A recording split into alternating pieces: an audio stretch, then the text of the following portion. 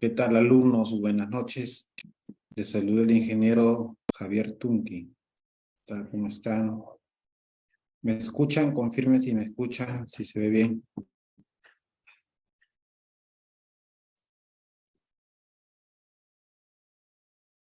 Buenas noches con todos. Sí me escuchan, ¿no? Vamos a empezar la clase el día de hoy, recordando un poco lo de la clase pasada que realizamos en tema del grado de hermeticidad IP.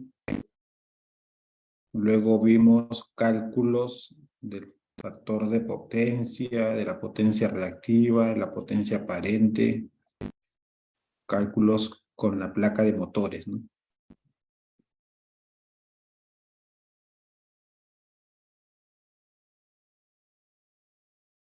Muy bien.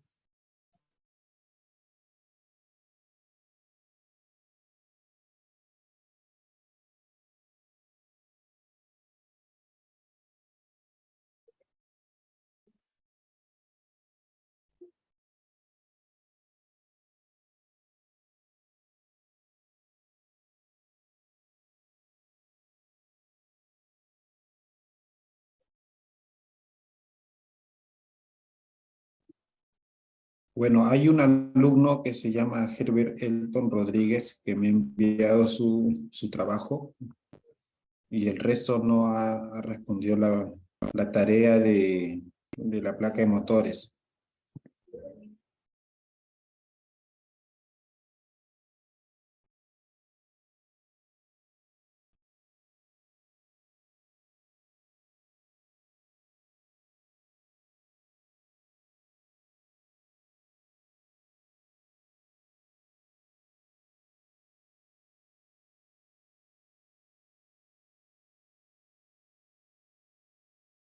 Ahí tenemos la tarea que dejé la clase pasada y acá me muestra la placa con los datos, el voltaje 220,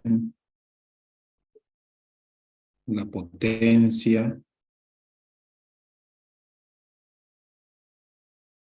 factor de potencia 0.83, potencia 750 kilowatts, ¿no? 750 watts. Y con el factor de potencia, ahí a la potencia aparente a 903 watts. Y la potencia reactiva, 504 watts.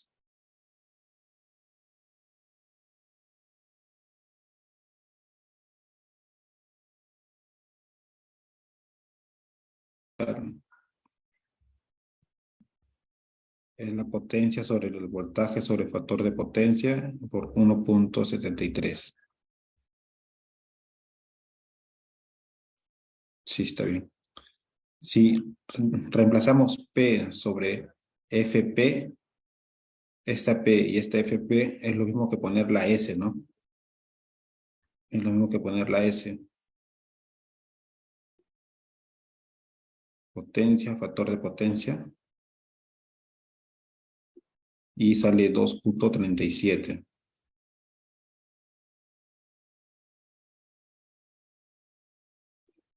Si fuera 750 watts en monofásico, solamente sería entre 220.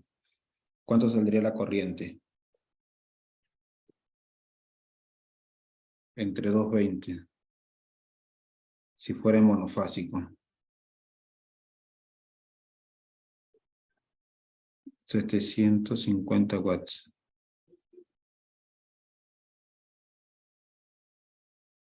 Saldría 3.4. No, 3.4 amperios y aquí me sale 2.37 amperios.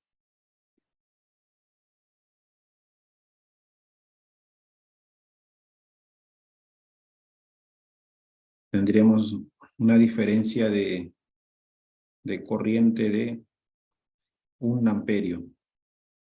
1.03 amperios.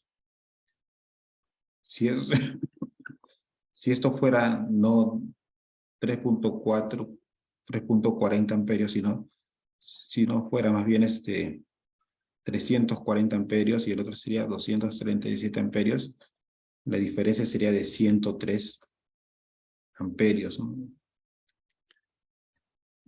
Entonces, en trifásico hay una mejor desempeño de la corriente.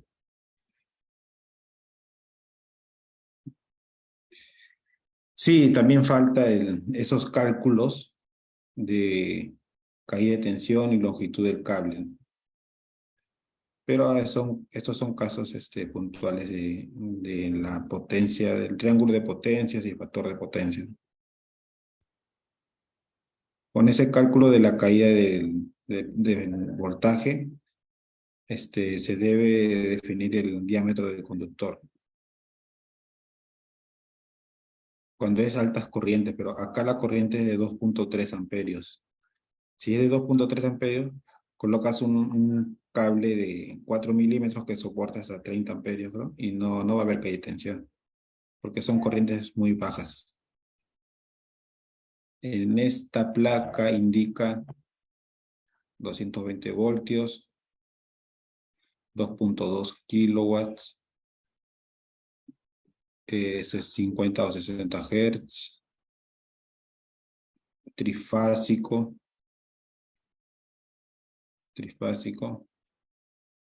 2.2 kilowatts, ¿no? O sea, 2200.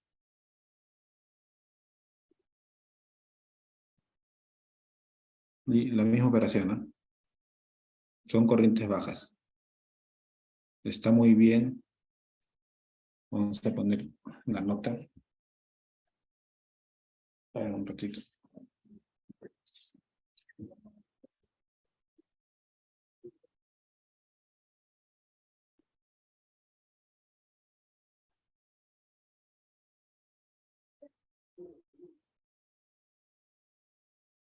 Herbert Elton Rodríguez.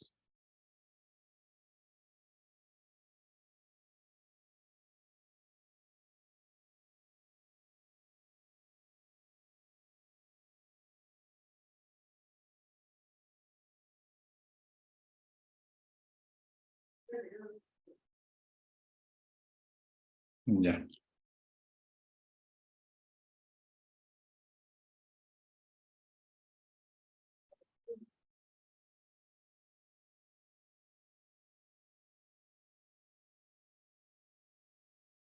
Ahora vamos a hablar sobre componentes y diseño de un tablero de control. No un tablero de arranque directo, sino un tablero de control de cualquier conexión que se pueda hacer, ¿no? En sí, el tablero de control no es un diagrama definido porque se va a tener que diseñar de acuerdo a la necesidad, de acuerdo a la realidad de una situación, de un tipo de sistema de actuador o un sistema de producción, y el diagrama de control se diseña a detalle, ¿no? Los componentes de un diagrama de control son los interruptores, que ven la parte de seguridad de los circuitos, ¿no? Para recordar un poco de los interruptores termomagnéticos, Rieldin, teníamos estas capacidades más comunes de 6 amperios, 10 amperios, 16 amperios, 20 amperios, 25 amperios, 32 amperios, 40 amperios, 63 amperios. Hay de 100 amperios, pero no es un componente o un equipo de alta rotación. Es un componente más bien aislado,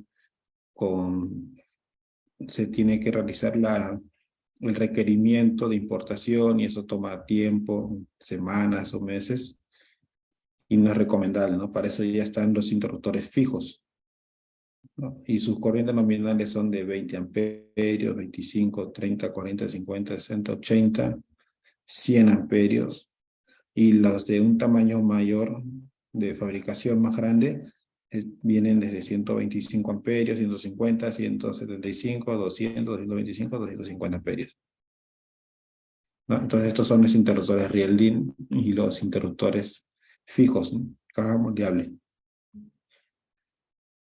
Luego tenemos acá los interruptores regulables, que también tienen una tabla de corrientes de 11.2 a 16 amperios, ¿no? Acá es amperios. Es regulable, no se puede variar. Luego, hasta 25 amperios, ¿no? 17.5 a 25 amperios.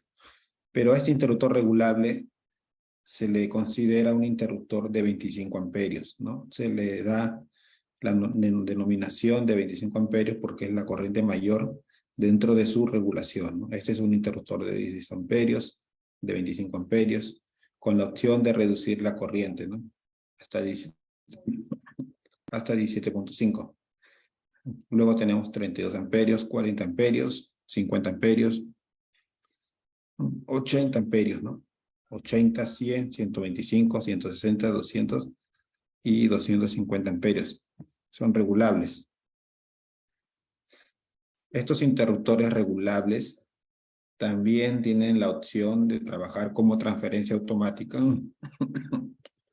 Un ratito.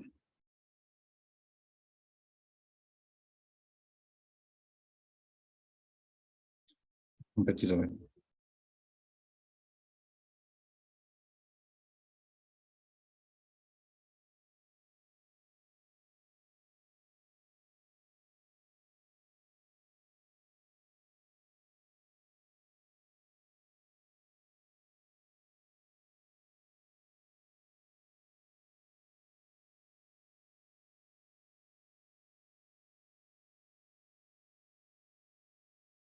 Sí, disculpen, estamos hablando de los interruptores Rieldin, de los interruptores caja moldeada, regulables también, y de los interruptores de transferencia automática. Como les decía, los interruptores eh, regulables tienen la ventaja o la disponibilidad de realizar una transferencia automática. Dos interruptores de esto se pueden trabajar para una transferencia automática. Acá vemos tres modelos de transferencia automática. No, dos modelos, ¿no? Acá contenido en una placa de montaje para la transferencia automática que llega hasta los 630 amperios. Y acá vemos un montaje diferente para la transferencia automática que llega hasta 1600 amperios. Son transferencias de alta potencia. Luego tenemos un componente que es el que comanda, ¿no? El ACP, el UA, sí.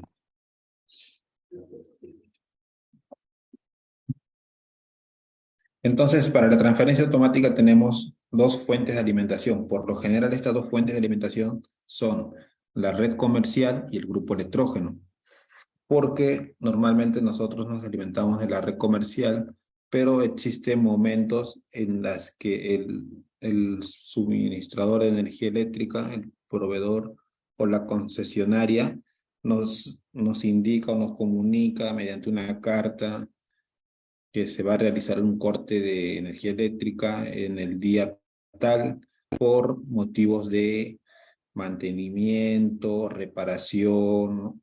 Entonces, las empresas, los lugares que tienen cargas críticas no pueden quedarse sin energía.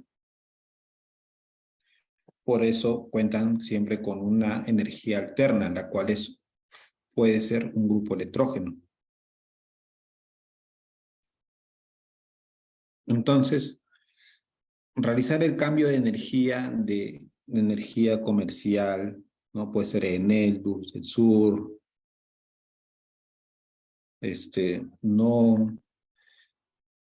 no siempre va a tener la disponibilidad, ¿no? De contar con esta energía. Hay días en que se corta esa energía y automáticamente un grupo electrógeno de backup debe encender y suministrar energía eléctrica. Para eso es el tablero de transferencia automática, ¿no? Para cambiar de la energía principal a la energía de emergencia. En este caso, la energía principal es una red comercial, que es lo más común. Entonces, esa es una opción, ¿no? Un caso. Otro caso es que se requiera mayor potencia. Hay empresas que les va muy bien y van creciendo.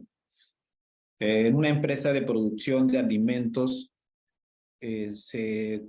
puede tener 3 o 4 máquinas envasadoras para que darle el acabado a los alimentos y se pueda vender. Pero ¿qué pasa si aumenta la demanda y ya no se necesita 4 envasadoras, sino se necesitan 8 envasadoras? Pero la corriente que se ha contratado, la potencia, solamente es para 4 envasadoras.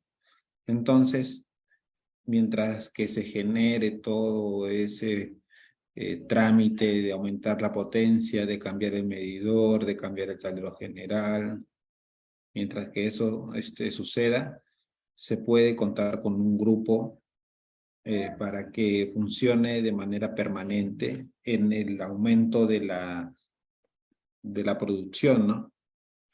Entonces hay dos situaciones. Un caso es que se utilice el grupo electrógeno cuando hay corte de energía, y otro caso es que se utilice el grupo cuando se necesita aumentar la potencia. ¿Ya? Justamente para esos dos casos, los motores eléctricos, los grupos electrógenos, diré, cuentan con dos tipos de potencia. Cuentan con dos tipos de potencia, ¿ya? Una potencia es para casos excepcionales, cortes de energía inesperado, ¿no? Temas en situaciones que no son, ¿no?, extraordinarias, ¿no? Situaciones extraordinarias.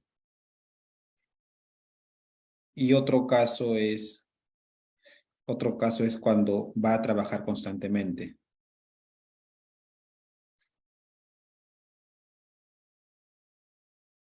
Un ratito, a ver, un ratito.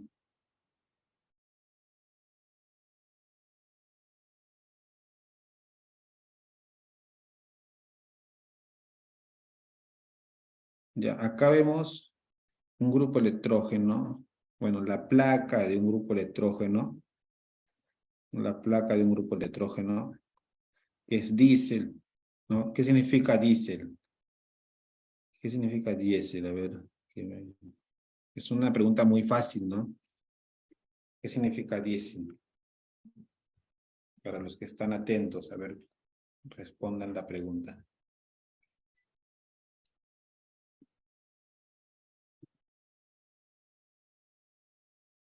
Bueno, diésel significa que este grupo electrógeno o generador eléctrico se alimenta o consume combustible, que es el petróleo, ¿no? El petróleo, no es la gasolina, ¿no? Es el petróleo. La diferencia entre el petróleo y la gasolina es que bueno, a grosso modo, ¿no? Es que el petróleo tiene mayor potencia, pero contamina más. Bota mucho humo.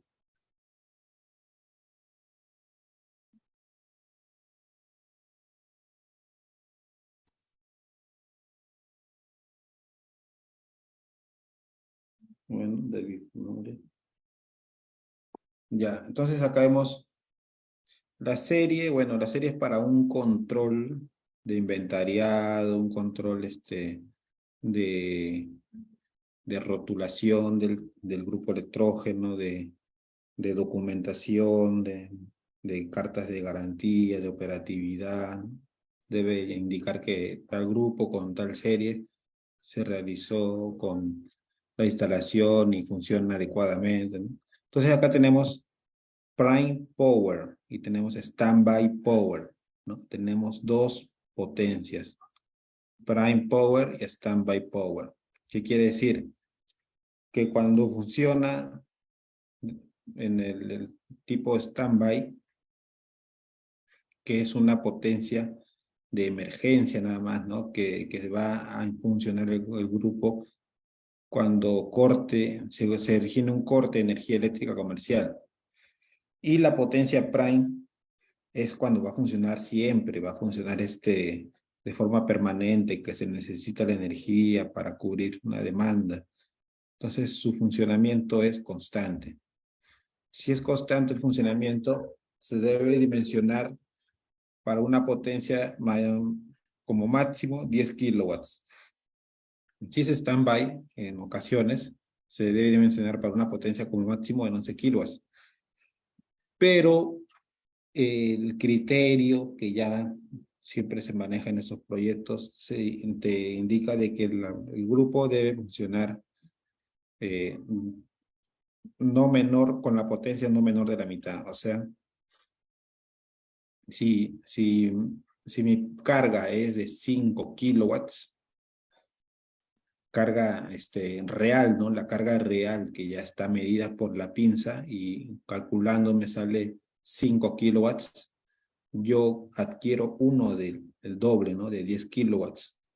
Entonces, si de esa carga normal, una carga nominal de 5 kilowatts, ocurre un aumento de carga por diferentes motivos, no sé, de repente aumentó una carga más por ahí y sube ya no a 5, sino a 6, está bien, ¿no? El grupo sigue funcionando normal. Hasta desde 5 a 7.5, el grupo trabaja normal, ¿no? Pero ya de 7.5 a 10 kilowatts, el grupo ya trabaja con una exigencia mayor, ¿no? Ya, entonces es como si es un auto que ya está corriendo a quinta, que lo normal es que corra, ¿no? Normal, sí puede correr, pero ya es una exigencia mayor, ya está siendo exigido, ¿no? La palabra es que sí trabaja a esa potencia, pero ya está siendo exigido, ¿no? Entonces, lo recomendable es que trabaje, si es de 10 kilowatts, que su carga sea de 5 y máximo de 7.5 para que el grupo electrógeno tenga un comportamiento adecuado, ¿no? Si la potencia es menor a 5 kilowatts, el grupo electrógeno se va a sentir en vacío. Es como un camión, te compras un camión y no cargues nada, no lleves nada.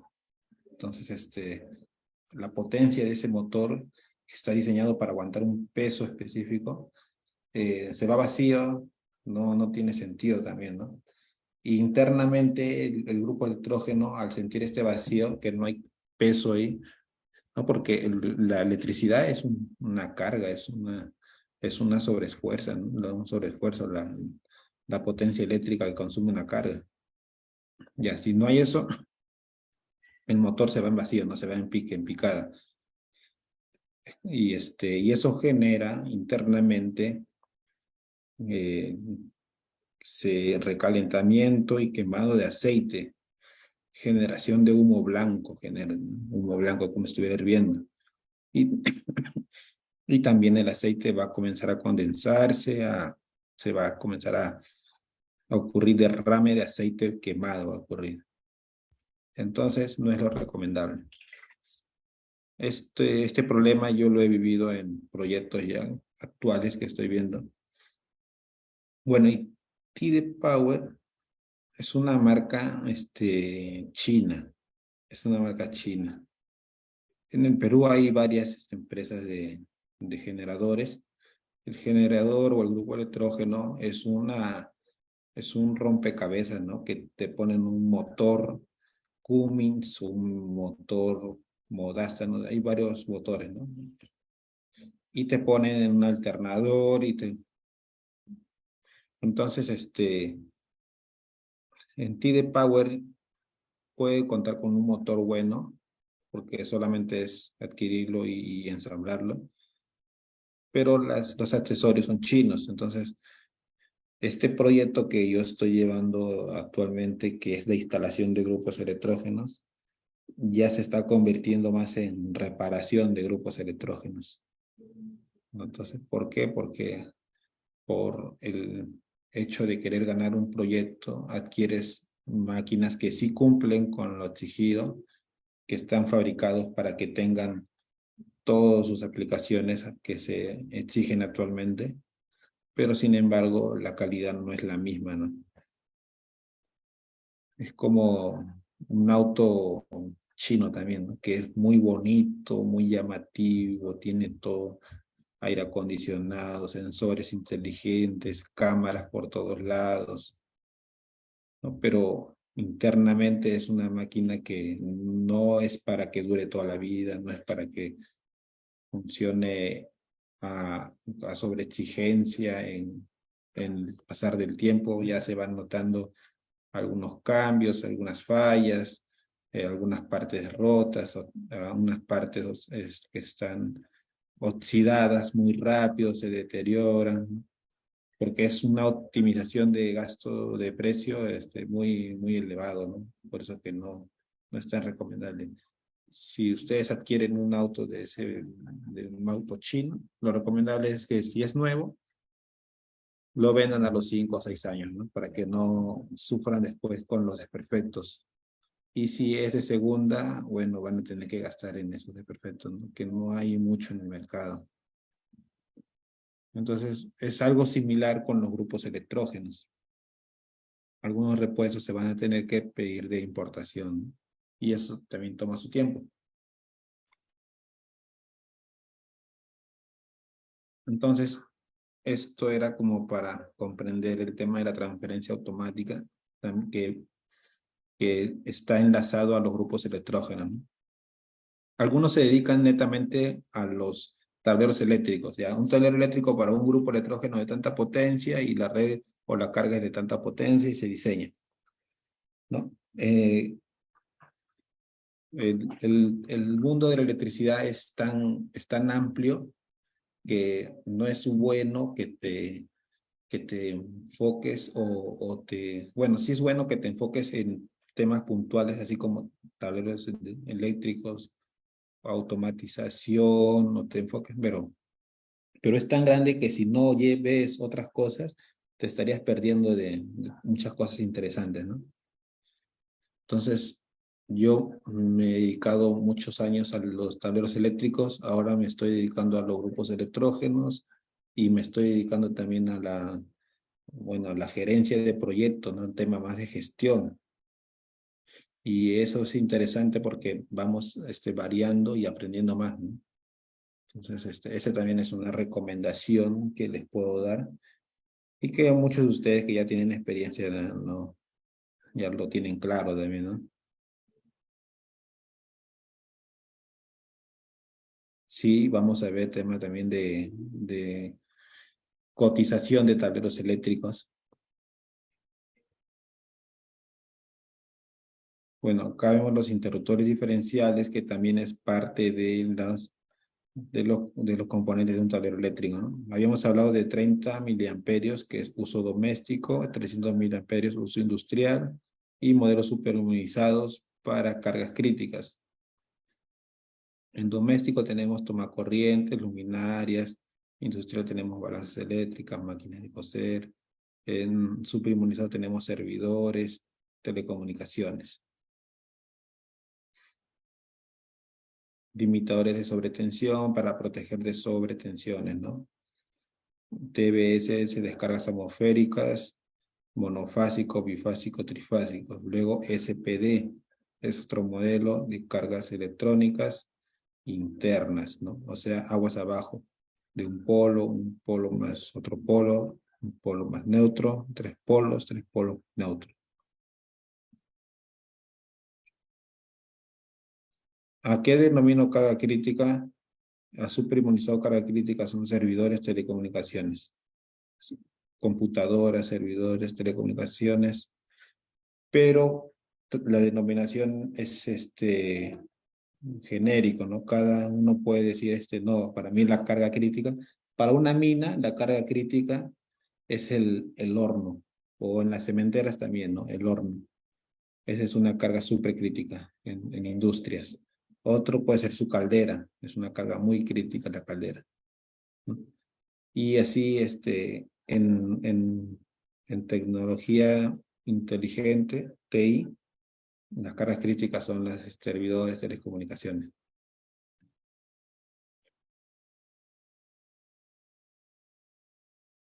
Si no tienes neutro en un interruptor, para un interruptor de 4 polos, sí lo puedes dejar sin conectar.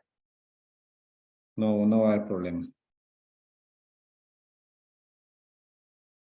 Los relojes horario digital analógico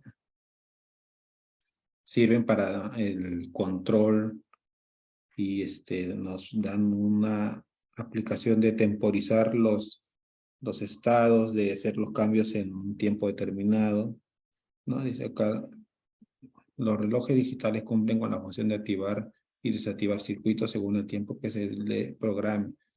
Comúnmente se instalan en circuitos de alumbrado exterior, ¿no? ¿Por qué? Porque en el alumbrado exterior se prende a las 6 y se apaga a las 11 o al día siguiente, y ese trabajo se puede realizar solo. No es necesario que una persona se acuerde, no, tengo que prenderlo o tengo que apagarlo. No, entonces eso es automatización, es parte de la automatización. La transferencia automática también es parte de la automatización porque es automático y el cambio de energía se da de forma automática. La persona no necesita intervenir. Al momento que ocurre un apagón, eh, se deben encender las luces de emergencia y también se debe activar el grupo electrógeno. Eso debe ser de forma automática, sin que la persona o el usuario tome alguna acción, realice algún cambio, algún accionamiento, no, automático debe ser. Ya debe estar programado, verificado y puesto en marcha para que se pueda asegurar que sí funciona. Contactores. Acá tenemos los contactores Schneider y vemos que cuentan con una bobina, ¿no? Que la bobina es la parte del control. Si el PLC o algún interruptor horario de repente me manda una corriente a la bobina, a la 1, lo que va a hacer es activar y cambiar los estados de la posición de los contactores, de los contactos, ¿no? De los contactos. Ya este tema de los contactores es muy conocido en la simbología. Un contactor tiene la nomenclatura de K1, ¿no? Puede ser K1, K2, K3, ¿no? Según la cantidad de contactores. Y también tiene los contactos normalmente abiertos, normalmente cerrados. Normalmente abierto es 13, 14, creo, ¿no? Entonces, y cerrado es 17, 18. Luego tiene otras conexiones para la bobina, para el A1 y el A2.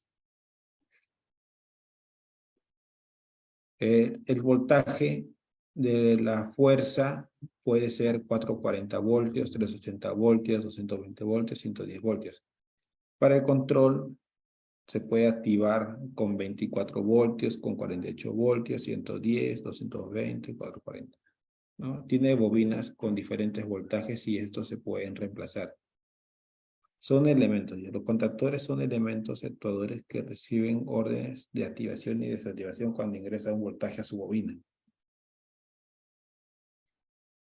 Luego tenemos los pulsadores que cuentan con varios modelos para el requerimiento que se necesita, ¿no? Si se necesita prender y apagar, se puede colocar un pulsador verde o uno rojo o uno doble, ¿no? Verde-rojo. Si hay una emergencia, alguien le pasa corriente o alguien se trabó con una máquina, se debe contar con un interruptor de parada de emergencia, un botón rojo grande que rápidamente puede ser accionado para detener la máquina que ha ocurrido algún incidente, ¿no? Luego tenemos, ahí creo que este es un potenciómetro que va a aumentar y reducir su resistencia, y esto se utiliza en alumbrado también para reducir y aumentar el nivel de iluminación.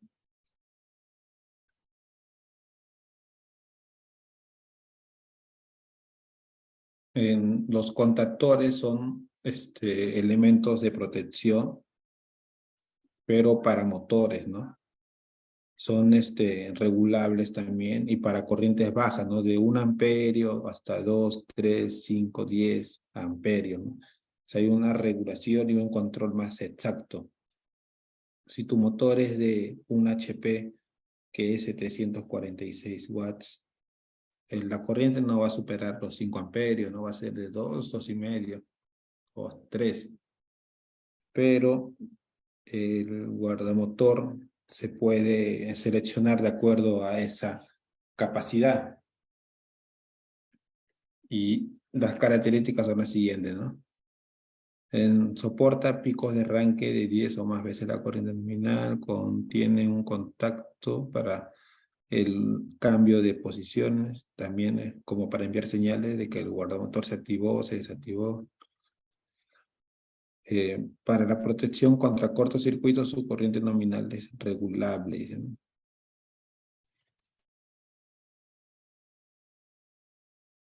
Bueno, estos son los guardamotores. Luego tenemos los relés. Un relé térmico es un equipo de protección para motores y con sobrecargas basados en la protección térmica con corriente nominal regulable. Contiene contactos normalmente abiertos, normalmente cerrados para señales eléctricas. Instalación es un conjunto con el contactor.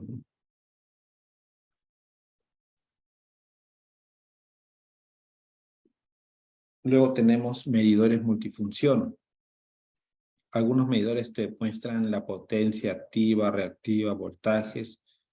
Otros medidores te muestran los armónicos, la distorsión de la onda, el consumo de energía. Y otros armónicos te muestran pasores eléctricos, temas más rebuscados, ¿no? Son más complejos. De acuerdo a su complejidad, también se puede dimensionar el tema económico, el costo de estos equipos, ¿no? Entre el primero, que solamente muestra las potencias, puede costar entre 600 y 800 soles. Y los que ya tienen pantallas táctil, se puede ver mucho mayor información, esos están costando más de 2,000 soles.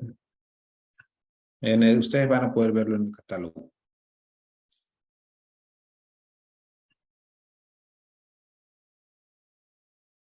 Bueno, acá vemos un tema. Acá hay un caso práctico. Dice lo siguiente. Diseñar un sistema para que un equipo de aire acondicionado se encienda cuando el otro equipo de aire acondicionado se apague, mediante el uso de contactor y señales. Tenemos un voltaje de 380 voltios de potencia, de fuerza, y uno de control de 24 volt, 24 VAC. Bueno, para este caso, donde dice, ¿no? Vuelvo a repetir, un sistema para que un equipo de aire acondicionado se encienda cuando el otro equipo de aire acondicionado se apague. No, hay una condición, hay un enclavamiento eléctrico que debe existir para que cuando uno se encienda, el otro se apague.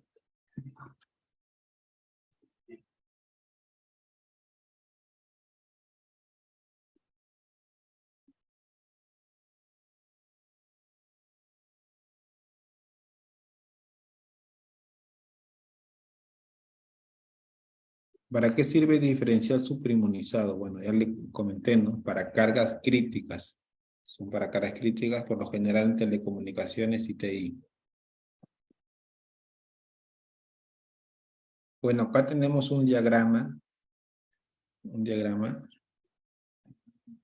donde internamente los equipos cuentan con un contacto,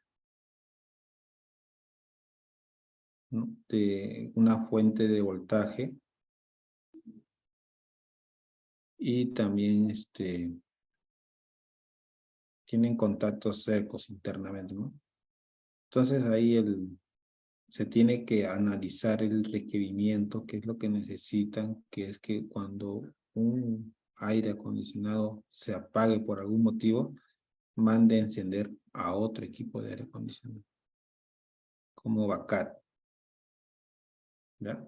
Entonces ahí tenemos un diagrama eléctrico donde la energía principal es 380 voltios más neutro. Vemos que se toma una línea viva a la bobina del contactor. No. Ahí podemos observar un K1, un contactor. Luego en el aire acondicionado 1 podemos observar un contacto seco que es de 24 voltios. Y podemos observar que ese contacto seco va a enviar una señal al contactor, va a enviar el contacto seco que se encuentra acá en el aire acondicionado 1. Al momento de apagarse, ese contacto va a cerrar. Ese contacto va a cerrar. Y al momento de apagarse, ese contacto va a dejar que pase por acá una energía eléctrica y llega a este contactor, llega a la bobina. Esto también se va a cerrar y la energía eléctrica va a sobrepasar por el contactor y va a llegar al otro equipo de aire acondicionado.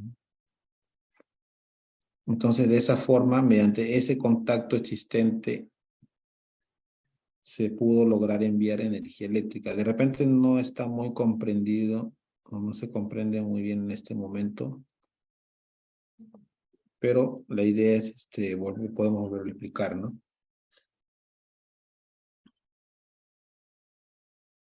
Un contactor se puede alimentar a la bobina cuando llega la energía eléctrica, ¿no? En este caso, hay un contacto abierto, pero si este equipo de aire acondicionado se apaga, ese contacto abierto se cierra. Se cierra. Solamente se cierra, pero tú necesitas enviar un voltaje a la bobina del otro contactor, de otro contactor. Entonces, eh, dispones o consigues el acceso al voltaje de 24 voltios AC para que llegue hasta el contactor. Bueno, este es un interruptor de seguridad, debería estar cerrado, solamente es de seguridad, debería estar cerrado. Este voltaje debe viajar hasta este punto, pero cuando este aire acondicionado se apague por algún motivo, este 24 voltios va a llegar hasta este punto de acá abajo porque se va a cerrar este contacto, ¿no? Porque no está funcionando. Pero el equipo sí va a enviar un voltaje, siempre, ¿no? Y bueno, se alimenta otro contactor que da el pase a que las líneas de energía lleguen hasta el aire acondicionado 2. Ya este contactor, este sistema eléctrico, vamos a ubicar que tiene un interruptor unipolar de seguridad nada más. ¿Ya? Por si ocurre algún corto, esto salta primero. Tiene un contactor de seguridad, tiene también un contactor de activación para el siguiente grupo. ¿Y qué pasa si la energía regresa o este equipo de aire acondicionado vuelve a funcionar? Este contacto se va a abrir nuevamente, tal como se ve ahora, y ya no va a pasar energía para el otro grupo, para el otro aire acondicionado, y automáticamente se va a apagar. Entonces, esa es una forma de automatizar procesos, ¿no? Todo se puede automatizar en realidad. Bueno, después de la automatización viene otro nuevo mundo que es la inteligencia artificial, la electrónica, ¿no? La electrónica es muy interesante porque si antes tú con un reloj horario apagas tu interruptor, tu luminaria, ahora con un control remoto puedes apagar tu luminaria, ¿no? Puedes hacer muchas cosas con un control remoto nada más. Y eso es parte de la electrónica, ¿no? Entonces acá vemos los componentes. Un interruptor unipolar de seguridad. Tenemos un contactor. Tenemos cable eléctrico. Acá debería tener algún interruptor de seguridad. O el guardamotor de repente.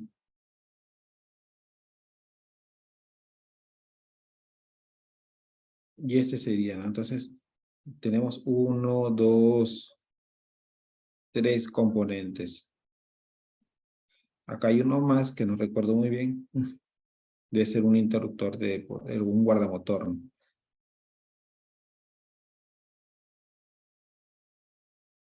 ¿no? Acá tenemos el diagrama dibujado ya.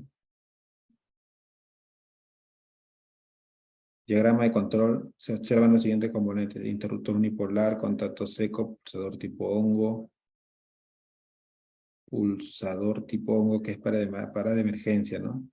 Bobina de contacto 24 voltios, lámpara de señalización, fuente 24 VAC y borneras de conexión.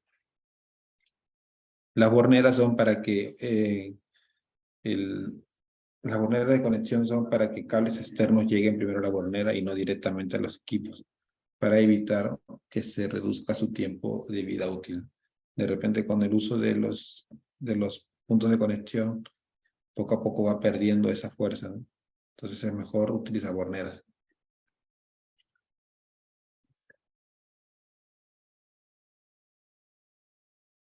Y puede quedar de esta forma, ¿no? Con el diseño, ¿no? Eh, acá tenemos las borneras, contactor y unipolar. Y dos topes a cada lado.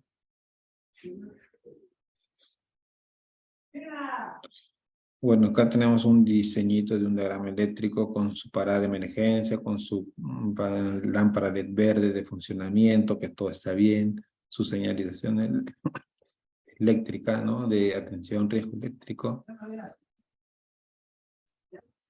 Bueno, entonces este sería un tablero de control, ¿no? De para cualquier tipo de situaciones. Bueno, vamos a dejar de compartir y nos vamos a un receso de 10 minutos. Vamos a poner acá, receso de 10 minutos.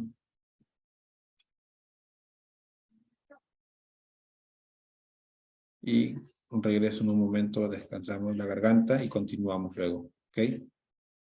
Se regresa en 10 minutos.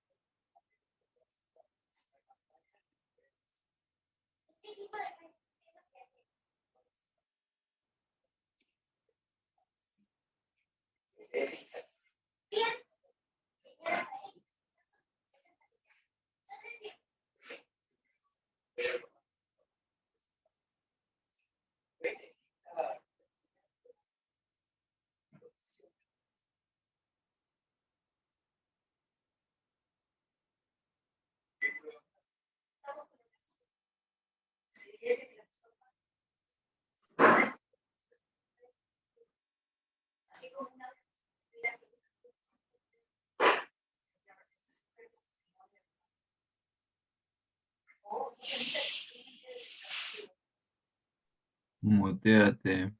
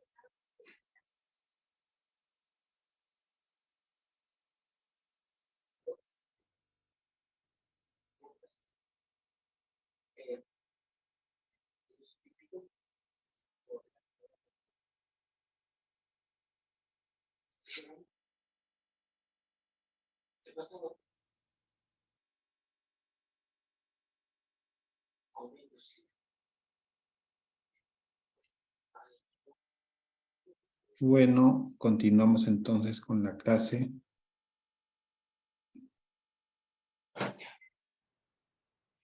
Tenemos, bueno, una presentación sobre el tema de los componentes para automatizar, ¿no? Acá se pudo agregar un reloj horario. Espero que ustedes estén revisando el catálogo de Schneider, que es muy completo. Y hay un montón de componentes, ¿no? La cual ustedes pueden descargar toda su información. Pero sobre una consulta, ya que menciona el catálogo de Snyder, en los relés térmicos, por ejemplo, la serie Easy Pack de Snyder, tiene tres patitas, ¿no? Donde que van dentro, entran en el contactor. Quisiera saber esas tres patitas, ¿qué función cumplen? Porque veo que pueden cambiar de posición. Patitas. O sea, son cables de cobre, ¿no? Que eso va conectado en el contactor, el relé térmico. Esas son las líneas de fuerza. O sea, Sí, después del guardamotor, las líneas de fuerza pasan por el contactor y luego pasan por el relé térmico con esas tres no, patitas. sí, pero mi duda era, por ejemplo, esas tres patitas tienen para cambiar de posiciones. O sea, esa era, quisiera saber en qué afecta cambiar una posición a otra, ¿entiendes? Ninguno. Y Solamente es un tema de conexionado, de comodidad, o se puede cambiar de acuerdo a si va a ir compactado con el contactor o si va a ir libre. Eso para. le preguntaba porque, o sea, yo estaba viendo una información que decía que, digamos, de acuerdo a la corriente que va a soportar, esas patitas se mueven, pues, y ahí en la parte de atrás dice, hay unos códigos. No que esos códigos no me son muy claros, por eso es que le pregunto. Sí, no, como te digo, es de acuerdo a la instalación, pero normalmente va unido el contactor y el relé. Puede variar si trabajas con una inversión de giro, entonces el contactor ya no va a ser uno, sino van a ser dos contactores, y esos dos contactores van a enviar energía al relé. Entonces ya sería un accesorio diferente, ¿no? Para inversión de giro. Eso vamos a ver acá en el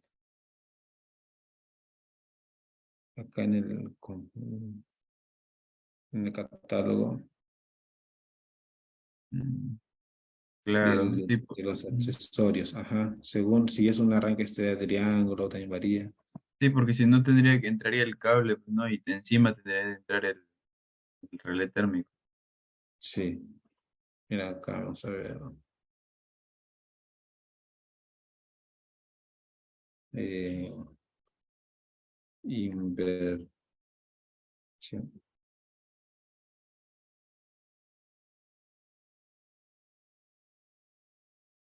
Estos son, ¿no? Algo como esto te refieres.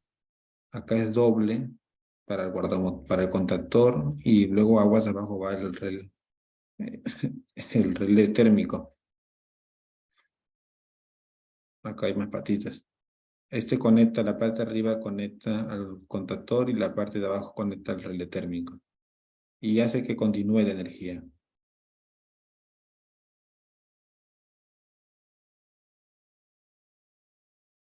Y estos son más compactos ya, ¿no?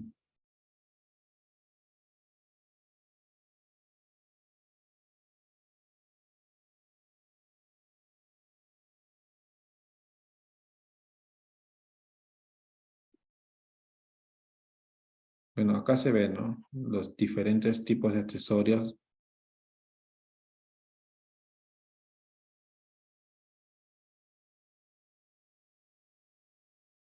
Profesor, yo a una Pero empresa que venda todos esos componentes de Schneider, o ahí está el mismo Schneider vendiendo aquí en Perú, tiene una sucursal.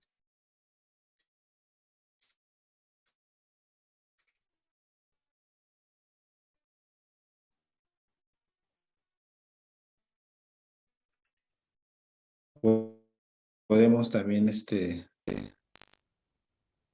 distribuir eléctrica tienda CEIN.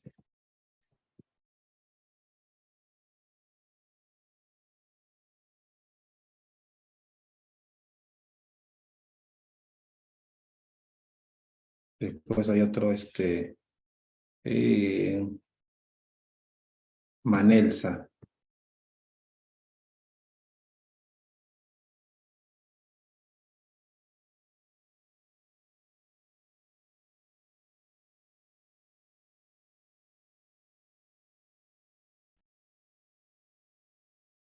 Sein Manelsa, hay varias. Sellesa, Sein Manelsa, C y S también. No carga.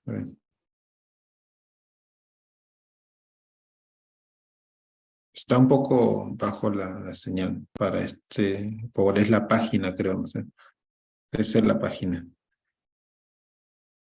Hay varios, ¿no? Como Sein y Manelsa y Sellese son los más conocidos. Después está acá Sellesa. Este es Manelsa, ¿no? De ahí sigue Sellesa.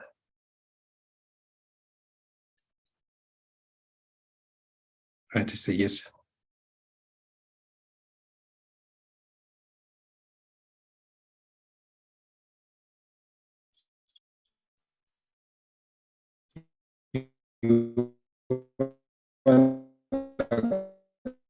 También vende, ¿no? Sellesa también es otro distribuidor muy grande.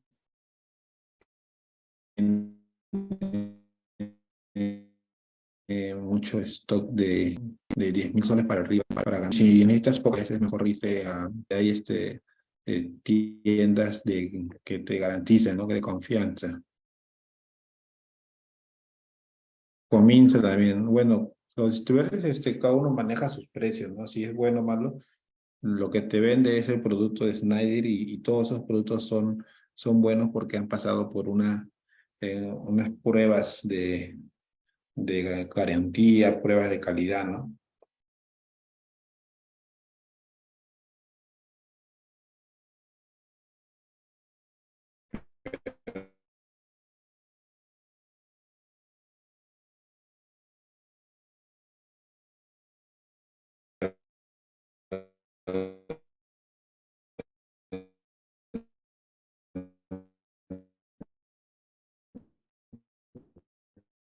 Si hablamos de los distribuidores, ya, entonces, ahora vamos a hablar sobre las barras de cobre. Un tema más que tenemos que ir avanzando, que es las barras de cobre. Este tema, bueno, recién lo vamos a tocar, ¿no? La barra de cobre también es un tipo de conductor que tiene mayor capacidad que los cables eléctricos. No vienen forrados, no son libre halógeno, porque solamente se instalan dentro de un tablero eléctrico, no se instalan en las instalaciones. Hay una instalación similar que es este ducto barra, que sí se pasea por todas las instalaciones de un establecimiento, se van a todos los pisos y dejan energía por todos lados.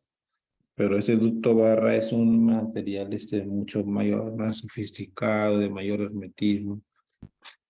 Pero internamente las barras de cobre se trabajan con barras desnudas, ¿no? Ya se puede realizar el pintado o colocar mangas termocontraíbles para diferenciarlos más que nada para diferenciarlos, ¿no? Entonces acá dice, ¿no? También conocido como barras colectoras de cobre, se utiliza en los tableros eléctricos. Para la distribución de la potencia eléctrica, su alta capacidad de corriente garantiza una eficiencia conductiva. A ver, ¿cuál es la característica que le da a una barra de cobre eh, eh, alta capacidad de corriente? ¿Cuál es la característica, no? A ver si me responden eso. ¿Qué característica le da alta capacidad de corriente? La sección, Claro, pero ¿por qué? Por el material. Por ser de cobre. ¿Cuál es? Sí también es parte de, pero hay una característica más importante, ¿no? O sea, la que no sección, está conformada por hilos, ¿no? Hay pérdidas. En la barra de no, cobre no hay pérdidas porque mm, es una barra la continua. sección es igual al área. Creo que sí, ¿no? La sección es igual al área, ¿no? El área de un conductor o la sección de un conductor te da en milímetros cuadrados, ¿no? El área o la sección dice un conductor de ¿cuánto? De 4 milímetros cuadrados. No pides un conductor de 4 milímetros, sino pides un conductor de 4 milímetros cuadrados, ¿no? En los diagramas se ven 4 milímetros cuadrados, 6 milímetros cuadrados, 2,5 milímetros cuadrados. Pero si es un cuadrado, significa que es la sección o el área, ¿no? Que es lo mismo, ¿no? Si tienen la misma unidad, entonces son palabras, son sinónimos, sección y área. Tú dices que tiene mayor capacidad por la sección, o sea, por el área. El área que implica la parte interna y el diámetro, ¿no?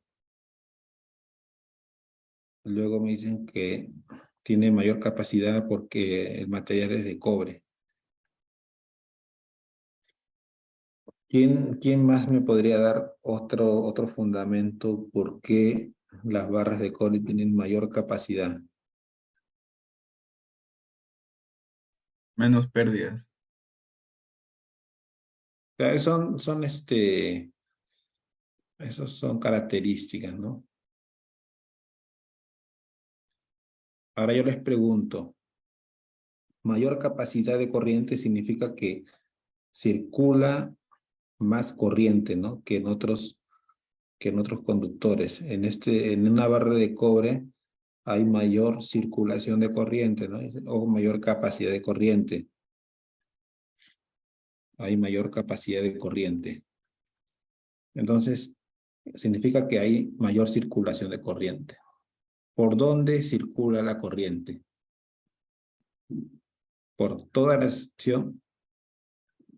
Si es por toda la sección, o sea, dentro del conductor, en el núcleo de esos conductores, también circula la corriente, es lo que se entiende, ¿no?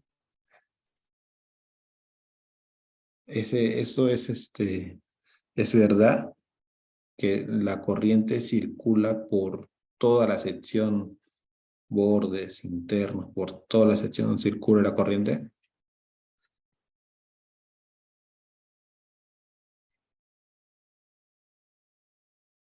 Pío Chambi, por la superficie mayormente, ¿no? Mayormente. O sea, muy poco por el interno, ¿no? Más por la superficie.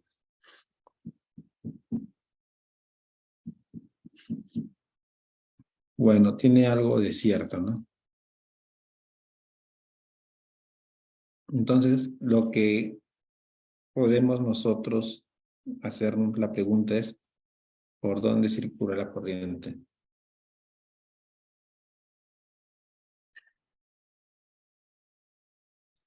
En un conductor.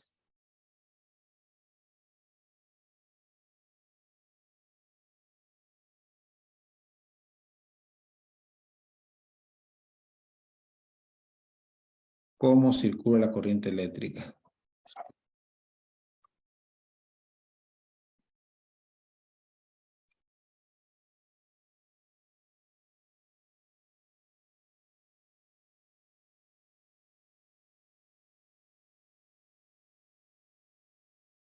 Bueno, no hay mucho, pero lo que tengo,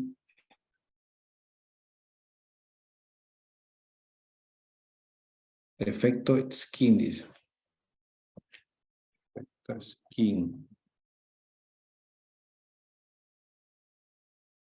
El efecto película.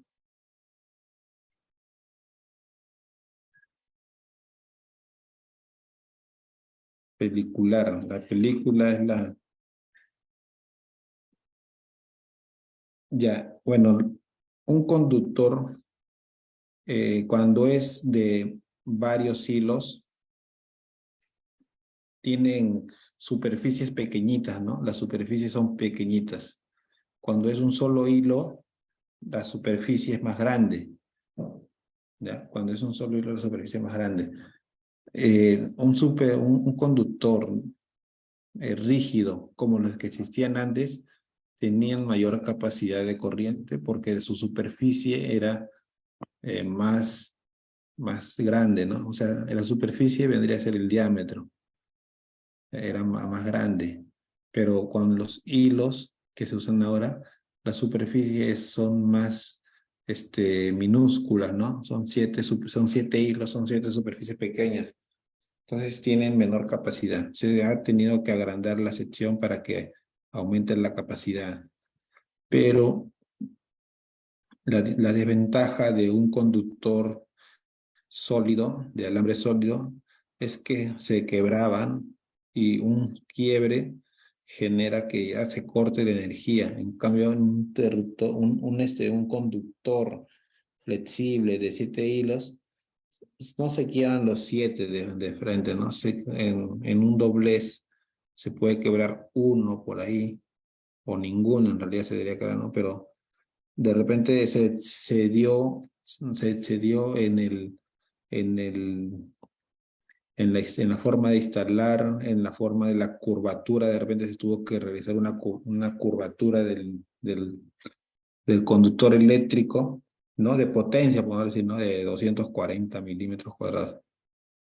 Si se hace una curvatura, si es sólido, se raja una parte y ya todo el sistema eléctrico se cae, ¿no? Porque ya no pasaría. Pero si es de hilos, uno puede fallar y el resto seguir funcionando, no hay problema. ¿Ya? Pero la desventaja es que en una instalación de hilo rígido de cobre va a tener que pasar por tuberías, cajas de paso, caja rectangular, ortogonal, y va a tener que, depende de la cantidad de metros del proyecto, va a tener que pasar por un montón de lugares, ¿no? Y en algún momento se puede rajar ese conductor sólido y ya no funciona el cable, ¿ya? Pero es una desventaja en las instalaciones. Pero dentro de un tablero eléctrico, la barra de cobre o un conductor eh, de un solo conductor, de una sola superficie, no de varios pequeñitos, no va a tener ese problema, ¿no? Externo, que es parte de las instalaciones, sino acá todo va a estar distribuido de tal manera que encajen adecuadamente y no va a tener sometimiento a cambios, movimientos, ¿no? Todo va a quedarse ya para siempre, se podría decir. Entonces, lo que sí debemos aclarar es que la corriente eléctrica circula por la superficie, no circula por la parte interna, sino por la superficie. Por eso que las barras de cobre cuentan con mayor superficie que los conductores eléctricos porque tienen una mayor superficie. ¿Ya? Tienen una mayor superficie. Por eso que los conductores eléctricos los electrones viajan por la superficie.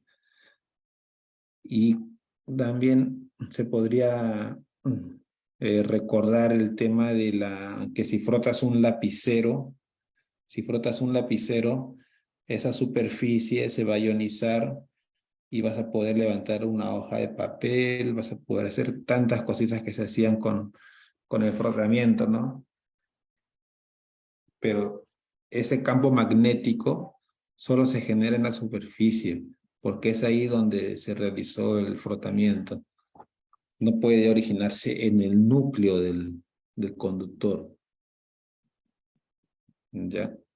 Entonces, bajo esa premisa, las barras de cobre tienen una mayor cantidad o un mayor diámetro y eso les da una mayor capacidad de conducción de la corriente. Entonces, hay barras de cobre de diferentes tamaños y cada uno tiene una corriente nominal. Lo que se muestra acá en esta, en esta pequeña tabla es limitada, donde solamente se ven las medidas, ¿no? Las medidas que más se trabajan. Son varias, en realidad, ¿no? 20 por 3, 20 por 5, 20 por 5, ¿ya? Son varias medidas. Y lo que varía puede ser el espesor.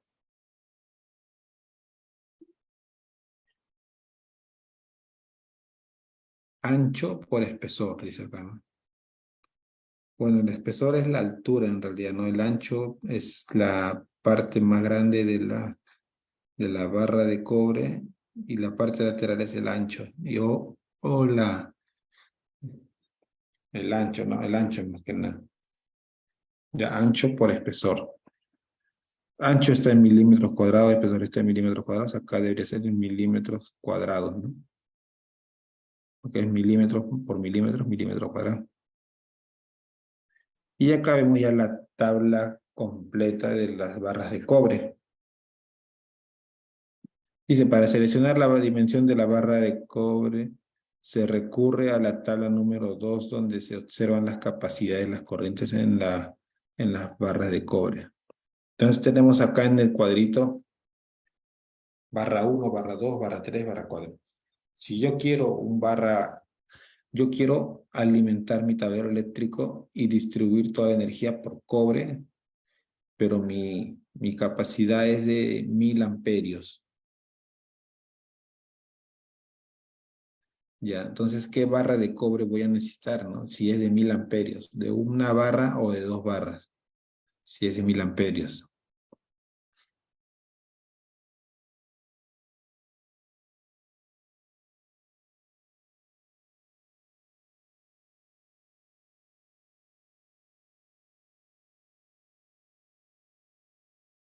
Ujú, ya.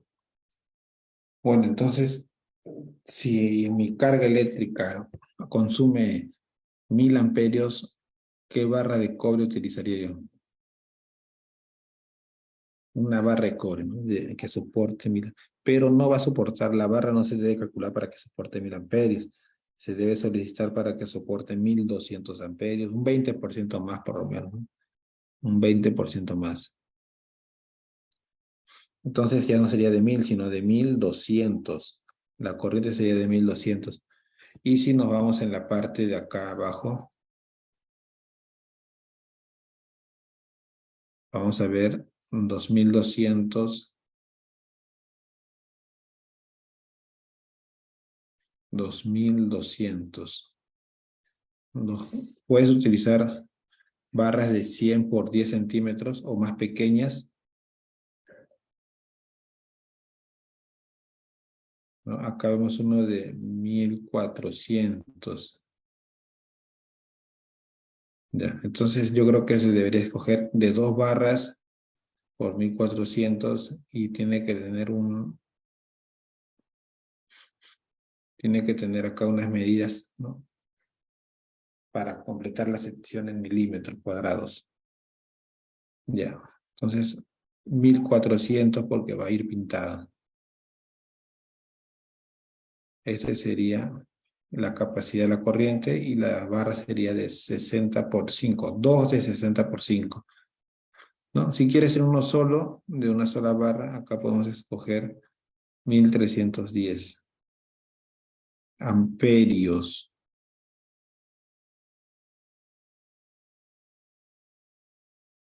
Profesor, una consulta. ¿Por qué la barra pintada conduce más corriente que la barra desnuda? Por el aislamiento, en el caso de los conductores NH80 y N2X, el aislamiento le da mayor capacidad a los conductores. Mientras más aislado es tu conductor, tiene mayor capacidad.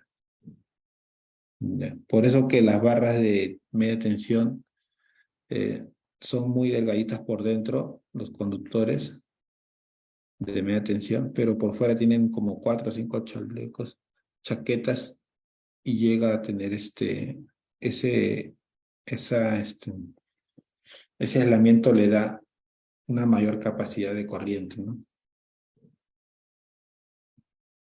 Es por el aislamiento que da una mayor capacidad de corriente.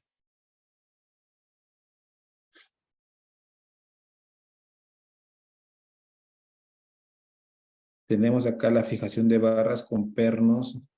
En este caso, este es un perno tropicalizado, ¿no?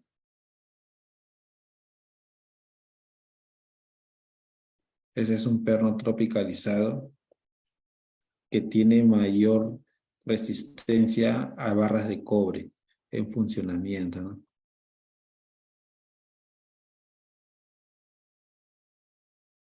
Bueno, el día de hoy, alumnos, tenemos bueno, vamos a culminar con esta clase de las barras de cobre y el día de mañana les estaré pasando un cuestionario de lo que se ha avanzado para que lo revisen todo el fin de semana. ¿Ya? Un cuestionario de lo que se ha avanzado para que lo revisen el fin de semana y y entreguen las tareas, ¿no? Directo a mi WhatsApp, ¿ya? Quería pedirles un favor porque el día de hoy, yo mañana tengo que salir a las 4 de la madrugada a tomar irme al aeropuerto y salir a las 7 es mi vuelo, creo. Entonces vamos a terminar esto rápido, se va a explicar y ya nos pasamos a retirar, ¿ya? Porque mañana tengo que madrugar. Bueno, también quería decirle a los que están presentes que son ustedes el público más importante ahorita. Y los que no están, ya bueno, se enterarán por el grupo de WhatsApp, ¿no? Lo que les quería comentar es que el día 24 de mayo, que nos toca clases, que es miércoles, este 24 que viene, que es miércoles, va a ser mi cumpleaños, no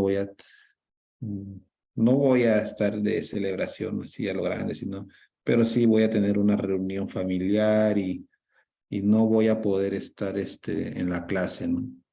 Entonces, esa fecha, 24 de mayo, bien podemos correrla para una siguiente clase, un lunes o un miércoles que sigue, o podemos pasar la clase para un día martes o un día jueves.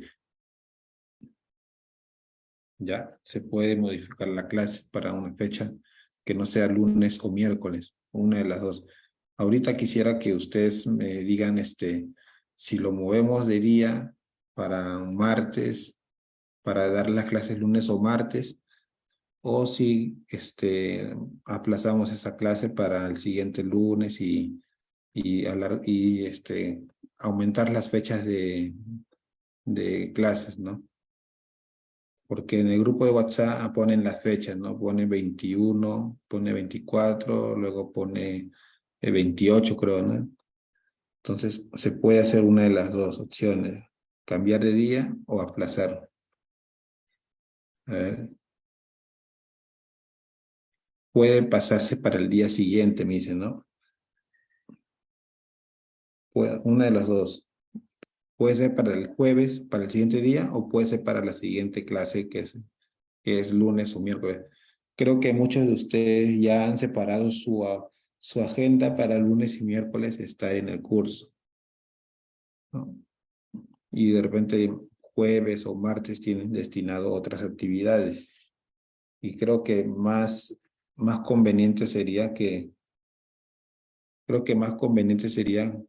así como ustedes, yo también he tratado de que lunes y miércoles sea exclusivo para la clase y jueves o martes tener libre para otras actividades, ¿no? Como reunión de mi maestría, no sé, los martes puede ser deporte, ¿no? Pero si depende de mí, yo diría que se aplace un día más, ¿no? Para que se mantenga los lunes y miércoles. Ya terminaríamos una fecha después, ¿no? Se aumentaría una fecha más a este curso. Pero bueno, vamos a avanzar ahorita con esto. Como les decía, los pernos tienen un diámetro y en el sistema inglés es en M4, M5, M6, M8, M10, que son el diámetro del perno, ¿no? Las barras de cobre se fijan con pernos, ¿ya? Y el agujero no debe ser ni muy grande, ni muy pequeño, ni muy ajustado, ¿no? Pero la barra de cobre no puede tener una perforación en distintas partes que sea mayor al 20%. Quiere decir que si mi punto de conexión mide 10 centímetros por 10 centímetros, son 100 milímetros cuadrados, ¿no? Ese es mi punto de conexión de la barra y no le puedo hacer tantos agujeros que superen el 20, los 20 milímetros cuadrados, ¿no? Que superen el 20%. ¿Ya? No debe ser una barra muy agujereada, ¿no? Que parezca ya de reutilización, ¿no? Entonces tenemos tornillerías para uniones de barra de cobre y otros componentes, tabla de apriete con sistema métrico europeo y el diámetro par de apriete es el sistema métrico europeo. Vemos acá que es par, par de apriete por newton metro. ¿Ya? Según la medida del diámetro, mientras mayor es el diámetro, mayor va a ser la fuerza que se debe aplicar para ajustar el perno en una barra de cobre. En el sistema inglés, también tenemos medidas de torque de acuerdo al tipo de perno. Si es un perno SAE 5,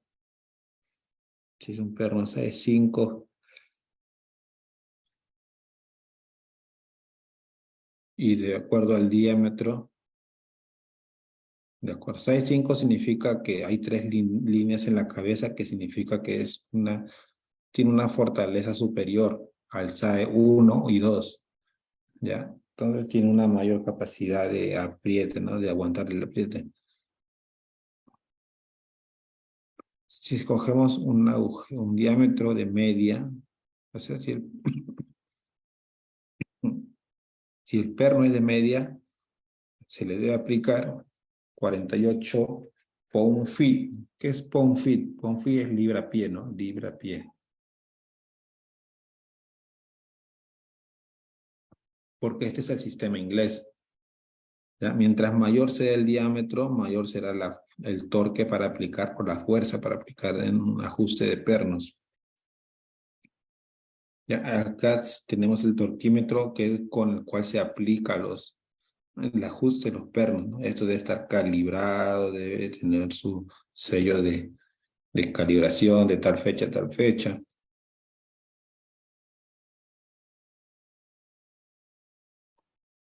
Ya, entonces esto tiene para cambiar de posición, de giro horario y antihorario para aflojar.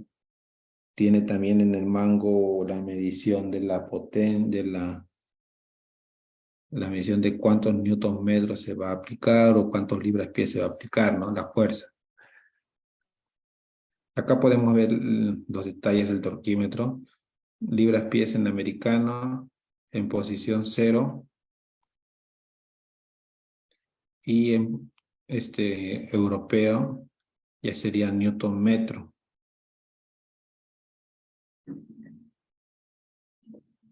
¿Ya? Entonces acá el mango gira hasta llegar a la unidad deseada, ¿no? Según la tabla. Bueno, acá en esta tabla me indica de que para un perno de media yo tengo que agregarle, para un perno de esta robustez, tengo que entregarle una fuerza de 48 pound-feet, que vendría a ser libras-pie.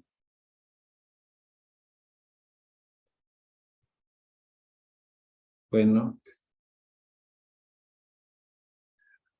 acá vemos que el interruptor ya cuenta con su propia barras y cuenta con un sistema antichispas, ¿no? Mitigador de chispas.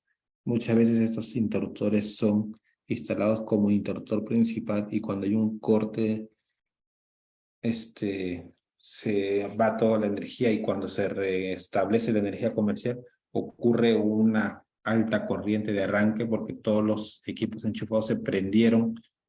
Y este tipo de interruptores tiene esa disponibilidad de absorber el,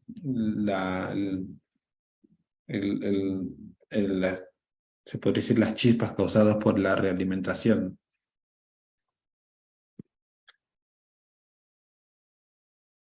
Hay un ejemplo, ¿no? Dice, seleccionar la barra de cobre a utilizar para un interruptor de 1250 amperios, considerando la tabla 2 y la barra de cobre pintado.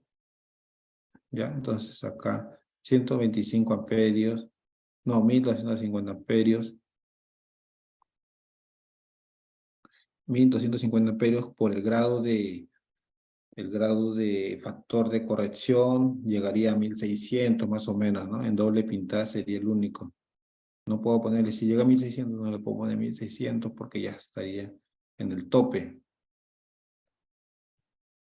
¿Ya? Entonces, con eso puedes obtener cualquier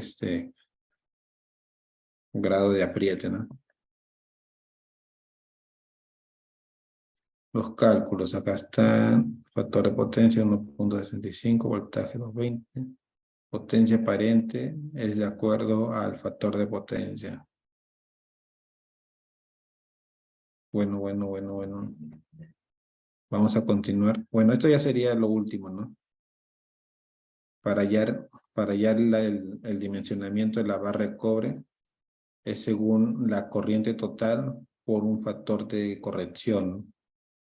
¿Ya? Puede ser, ¿no? Entre 0.8, ¿no? Bueno, acá me salió